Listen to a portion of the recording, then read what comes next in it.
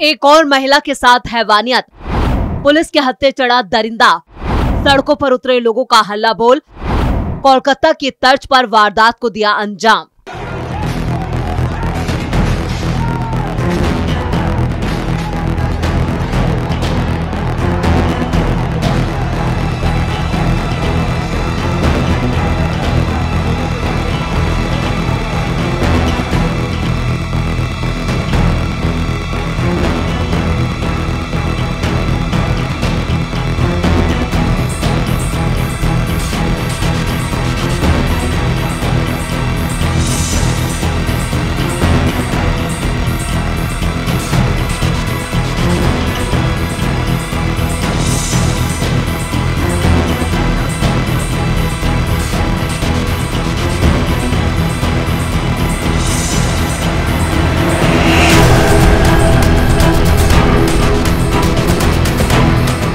नमस्कार, आप देख रहे हैं कैपिटल टीवी की स्पेशल स्टोरी। आपके साथ मैं हूं परवीन शेख।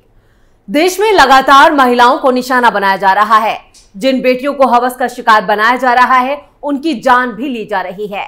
उनके साथ निर्भया की तर्ज पर हैवानियत को अंजाम दिया जा रहा है और लगातार देश से अलग अलग हिस्सों से इस तरह की खबरें अब सामने आने लगी हैं। अब कोलकाता रेप मर्डर केस के बाद उसी तरह एक और महिला को हवस का शिकार बनाया गया है और गला दबाकर उसकी जान ले ली गई।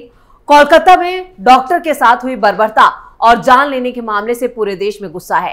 हर तरफ विरोध प्रदर्शन जारी है।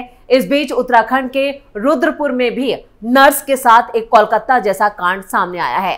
पुलिस ने काफी कम वक्त में इस पूरे मामले का खुलासा भी कर दिया। पुलिस का दावा है कि आरोपी को पूरे सबूतों के साथ गिरफ्तार किया गया है। यह उत्तराखंड पुलिस की बड़ी कामयाबी कही जा सकती है। एसएसपी मंजुनाथ टीसी ने इस वारदात का खुलासा करते हुए बताया कि 30 जुलाई को बिलासपुर डिबडबा की वसुंधरा कॉलोनी से एक युवती ने अपनी बहन की गुमशुदगी की रिपोर्ट दर्ज कराई। यूपी सीमा पर इस वारदात को पुलिस ने पहले ही दिन से काफी गंभीरता से लिया। महिलाओं के साथ होने वाले दुष्कर्म और अभद्रता के मामलों पर पुलिस गंभीरता से काम कर रही है। पुलिस ने घटनास्थल के आसपास के सारे सीसीटीवी कैमरे खंगाले और उसके बाद पुलिस के हाथ बड़ी कामयाबी लगी। सर्विलांस पर मोबाइल ने खोला राज। सीसीटीवी कैमरे में वो महिला कुछ किलोमीटर तक जाती हुई नजर आई, लेकिन कुछ किलोमीटर चलने के बाद महिला का पता नहीं लग पाया। इस बीच पुलिस ने महिला का फोन सर्विलांस पर लगाया। 8 अगस्त को युवती का कंकाल डिबडबा क्षेत्र में वसुंधरा कॉलोनी को जाने वाली सड़क के किनारे से बरामद हुआ। पोस्टमार्टम रिपोर्ट जाने की वजह भी यहां पर स्पष्ट नहीं हो पा रही। इसी दौरान मृतका के मोबाइल पर बरेली के गांव के तुरसा पट्टी के एक शख्स ने खुशबू के नाम पर लिया गया सिम चालू किया, लेकिन उसके कुछ वक्त भी बाद जो था ये मोबाइल भी बंद हो गया। जब पुलिस मोबाइल के पते पर पहुंची तो वहां खुशबू का पति धर्मेंद्र नाम का शख्स फरार था। पुलिस ने सर्विलांस के जरिए राजस्थान के जोधपुर से खुशबू और धर्मेंद्र को धर दबोचा, जो कि मजदूरी का काम करता है। पुलिस पूछताछ में आरोपी ने बताया कि सुनसान रास्ते में अकेली महिला को देखकर उसके साथ उसने इस वारदात को अंजाम दिया। उसको दरिंदगी उसके साथ की और अंधेरे का फायदा उठाकर एकांत में झाड़ियों में ले गया, जिसका महिला ने काफी विरोध भी किया और उसने पहले नर्स से दुष्कर्म किया और फिर महिला की चुन्नी से ही गला घोंटकर उसे मार डाला। महिला का फोन, कैश और सामान लेकर ये शख्स फरार हो गया, जिसके बाद परिवार को लेकर ये राजस्थान पहुंच गया। फोन खुलते ही पकड़ा गया दरिंदा। इस बीच आरोपी ने कई बार महिला का फोन खोला, जिस वजह से वो पकड़ में आ गया।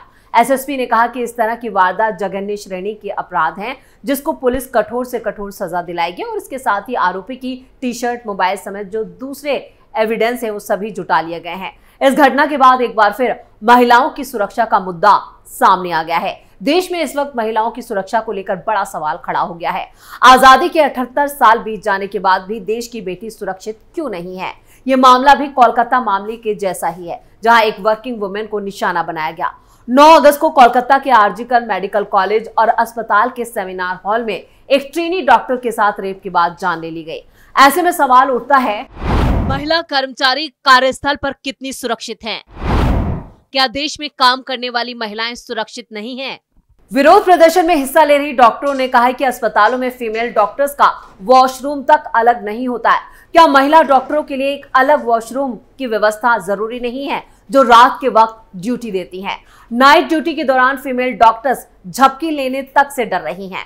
इस हादसे ने इतनी दहशत फैला दी है फीमेल्स डॉक्टर के अंदर कि वो अब वॉशरूम जाते समय भी काफी घबरा रही हैं और उस पर आराम करने के लिए भी कोई जगह तय नहीं होती है। दूसरा, हमेशा एक डर रहता है कि पता नहीं कौन कब आपके बगल में आकर लेट जाए। ये अस्पताल जो काम की जगह है, इस घटना से पहले कभी अस्पताल के अंदर अपनी सुरक्षा का इन लोगों को ख्याल तक नहीं आया होगा, लेकिन अब अस्पतालों में ही महिलाएं सुरक्षित नहीं है और इस माहौल में काम करने की इन लोगों को आदत हो जाती है। लेकिन अब डर लगने लगा है क्योंकि ये घटनाएं ऐसे वर्क प्लेस पर हो रही हैं जहां पर इंसानी जानों को बचाया जाता है। वहीं आरजीकर मेडिकल कॉलेज की एक और इंटर्न ने यहां पर जो बताया कि 9 अगस्त को कोलकाता के आरजीकर मेडिकल कॉलेज में एक पीजी ट्रेनी महिला की जिस तरह से उसके साथ रेप हुआ, उसका मर्डर कर दिया गया, ये घटना अस्पताल परिसर के सेमिनार हॉल में हुई थी। घटना के बाद पूरे देश में अलग अलग जगहों पर डॉक्टरों ने विरोध प्रदर्शन किया। कोलकाता से लेकर दिल्ली तक महिलाओं ने इस घटना के खिलाफ आधी रात को रिक्लेम द नाइट की तर्ज पर जुलूस तक निकाले और ये विरोध प्रदर्शन लगातार बढ़ता ही जा रहा है और अब भी यहां पर इंसाफ की मांग की जा रही है। कोलकाता में महिलाओं के इस प्रदर्शन के बीच आरजीकर अस्पताल में भी बाहरी लोगों की भीड़ घुस गई। ये भी एक बड़ा सवाल। भीड़ का इस तरह प्रदर्शन के बीच आना और एक बार फिर सुरक्षा पर अहम सवाल उठाता है। अब तक इस मामले में क्या हुआ? मीडिया रिपोर्ट्स के मुताबिक यहां पर मृतका डॉक्टर की उस दिन 36 घंटे की ड्यूटी थी। सेमिनार हॉल में वो बस थोड़ी देर के लिए सुस्ताने गई थी। मीडिया रिपोर्ट्स के मुताबिक इस घटना को भी प्रशासन और सरकार की तरफ से आत्महत्या का रूप दिया गया। हालांकि ऑटोप्सी में रेप और मर्डर की पुष्टि कर दी गई। अब मामले की जांच सीबीआई को सौंप दी गई है। जिस जगह ये घटना हुई वो सिर्फ अस्पताल नहीं बल्कि उसका कार्यस्थल भी था, यानी उसके काम करने की जगह था। उनके साथ अपराध तब हुआ जब वो अस्पताल में अपनी सेवाएं दे रही थी। इस केस में 2 बिंदुओं को रेखांकित किया जाना चाहिए। पहला जो जरूरी है, क्योंकि यहाँ सबसे बड़ी जवाबदेही अस्पताल प्रशासन की बनती है, जो अपने कर्मचारियों को सुरक्षा देने में पूरी तरह से नाकाम रहा। इधर बीजेपी नेता अमित मालवीय ने ममता सरकार की पोल खोल के रख दी है। उन्होंने एक्स पर एक वीडियो साझा करते हुए महिला सुरक्षा को लेकर ममता सरकार पर एक के बाद एक कई सवाल उठाए हैं और निशाना साधा। अमित मालवीय ने लिखा है, पश्चिम बंगाल में ममता बनर्जी के राज में महिलाएं कितनी सुरक्षित हैं। 9 अगस्त 2024 को आरजीकर मेडिकल कॉलेज और अस्पताल में एक महिला डॉक्टर के साथ बलात्कार और हत्या। 12 अगस्त को शक्तिगढ़ में एक दिव्यांग लड़की के साथ सामूहिक बलात्कार किया गया। 14 अगस्त को झमताला में एक जाटिया लड़की का गला काटकर शव मिला। सुबह मध्यम ग्राम में एक नहर से एक बोरे में बंद एक महिला का शव बरामद किया गया, जो ग्रेटर कोलकाता क्षेत्र में पड़ता है। क्या हम ऐसा पश्चिम बंगाल चाहते हैं जो महिलाओं के लिए इतना असुरक्षित हो? ममता बनर्जी को इस्तीफा देना चाहिए। बीजेपी नेता अमित मालवीय ने जिस तरह से ममता बनर्जी की सरकार को लेकर सवाल खड़े किए हैं वो काफी अहम और गंभीर है। ममता बनर्जी जो खुद एक महिला चीफ मिनिस्टर हैं, लेकिन उनके राज में ही लगातार महिलाओं को निशाना बनाया जा रहा है। दिव्यांग बच्ची को भी नहीं छोड़ा जा रहा है। आखिर ममता की पुलिस इतनी बेबस क्यों है? क्या पुलिस भी अपराधियों के साथ मिली हुई है या फिर ममता अपनी पुलिस पर कोई कंट्रोल ही नहीं रखती हैं? क्योंकि हर घटना हो जाने के बाद सिर्फ उस पर टीएमसी और ममता बनर्जी अपनी सियासी रोटियां सेक रही हैं। कार्यस्थल पर महिलाओं की सुरक्षा आज बड़ा मुद्दा बन चुका है। 78वें स्वतंत्रता दिवस के मौके पर पीएम मोदी ने लाल किले से अपना 11वां भाषण दिया था और इस साल इस समारोह की जो थीम रखी गई थी 2047 तक विकसित भारत, और इस मौके पर पीएम मोदी ने महिलाओं की सुरक्षा पर चर्चा की मांग की। उन्होंने कहा कि महिलाओं पर अत्याचार करने वालों को फांसी पर लटकाना चाहिए। पीएम ने इस मामले से मीडिया को भी जोड़ा। उन्होंने कहा कि महिलाओं के खिलाफ अपराधों की जांच जल्द हो, अपराधी को जल्द सजा मिले। इसके साथ ही उन्होंने कहा, जब बलात्कार की खबरें आती हैं तो मीडिया में इसकी खूब चर्चा होती है, लेकिन जब बलात्कारी को सजा मिलती है तो चर्चा नहीं होती। मैं चाहता हूं कि उनकी सजा पर भी चर्चा हो, उन्हें फांसी पर लटकाना चाहिए। ये डर पैदा करना जरूरी है। इसको लेकर जनमानस में आक्रोश है, उसे हम महसूस कर रहे हैं।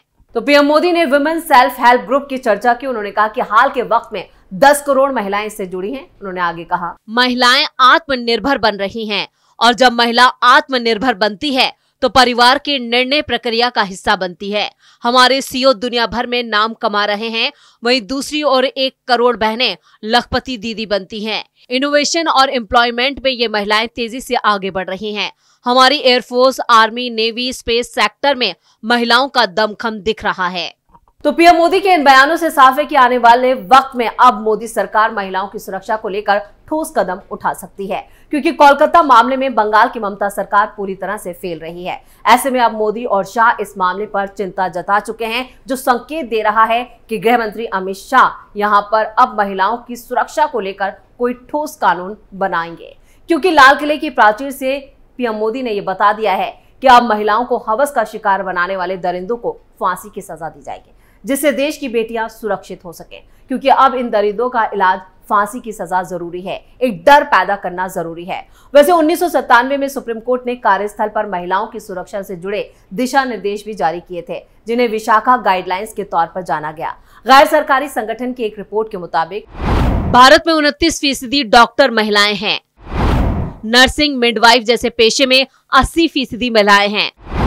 आशा कर्मचारियों में तो 100% महिलाएं। 2013 में एक गाइडलाइंस भी बनी थी, जिसमें कार्यस्थल पर महिलाओं के साथ यौन उत्पीड़न, जिसमें रोकथाम, निषेध और निवारण अधिनियम की शक्ति भी दी गई। नेशनल मेडिकल कमीशन ने भी बीते साल इसके तहत आने वाले सभी मेडिकल संस्थानों और कॉलेजों को इस अधिनियम को लागू करने का निर्देश दिया था। ये कदम सुप्रीम कोर्ट के उस फैसले के बाद लिया गया था, जिसमें कोर्ट ने केंद्र और राज्य सरकारों से सभी मंत्रालयों, सरकारी विभागों, संस्थानों में इस अधिनियम के तहत महिलाओं की सुरक्षा को लेकर आंतरिक समितियां गठन करने को कहा था और उनकी सुरक्षा सुनिश्चित करने का आदेश दिया। वैसे जहां डॉक्टर ही सुरक्षित ना हो, वहां मरीज कितने सुरक्षित होंगे। भारत में इस क्षेत्र में केयर गिवर के रूप में सबसे ज्यादा महिलाएं ही काम करती हैं और इन सभी कर्मचारियों की संख्या देखते हुए अस्पताल परिसरों में बतौर महिला कर्मचारी इनकी सुरक्षा की जिम्मेदारी एक महत्वपूर्ण पहलू है। स्पेशल स्टोरी में इतना ही। वीडियो कैसा लगा कमेंट करके अपनी राय जरूर दें। वीडियो को लाइक करें, शेयर करें और कैपिटल टीवी को सब्सक्राइब जरूर करें। नमस्कार।